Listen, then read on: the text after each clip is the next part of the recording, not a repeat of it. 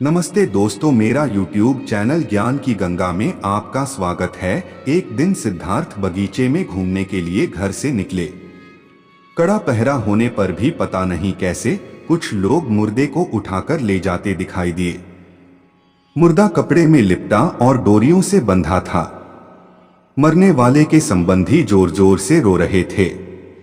उसकी पत्नी छाती पीट पीट कर रो रही थी। उसकी मां और बहनों का बुरा हाल था।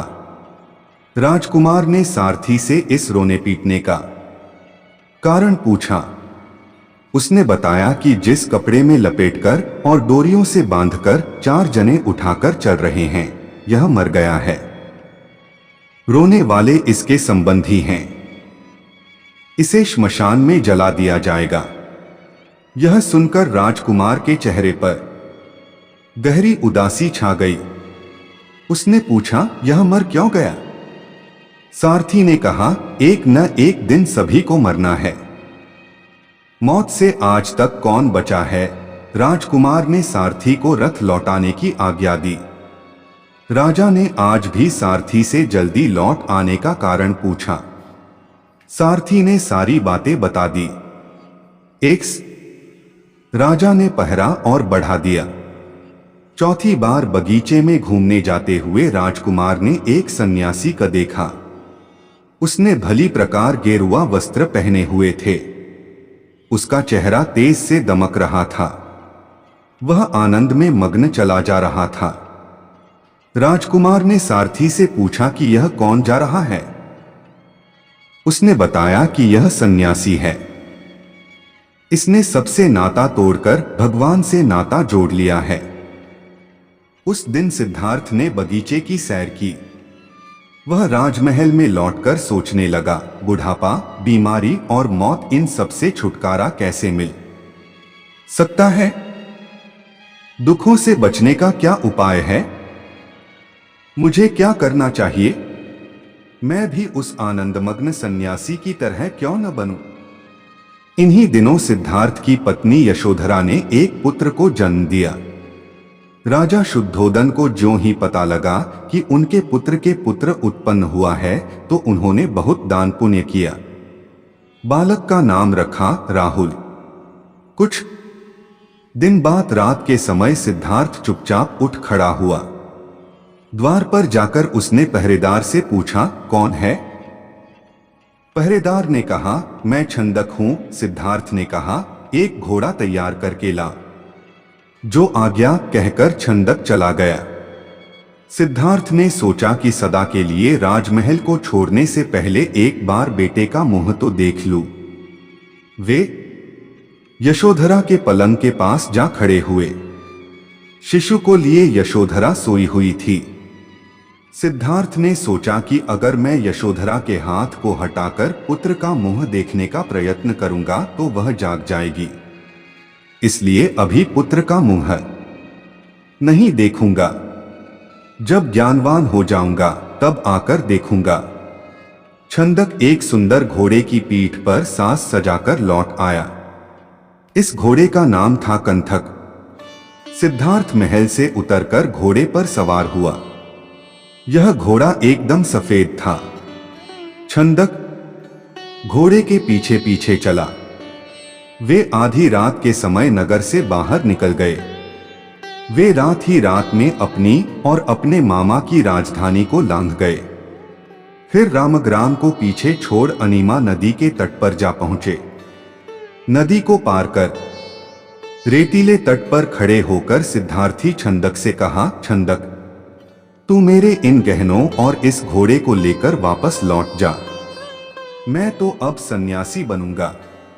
छंदक ने कहा, मैं भी सन्यासी बनूंगा। सिद्धार्थ ने उसे सन्यासी बनने से रोका और वापस लौट जाने को कहा।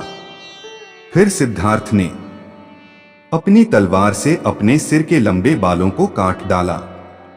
सन्यासी के वेश में सिद्धार्थ ने राजगृह में प्रवेश किया।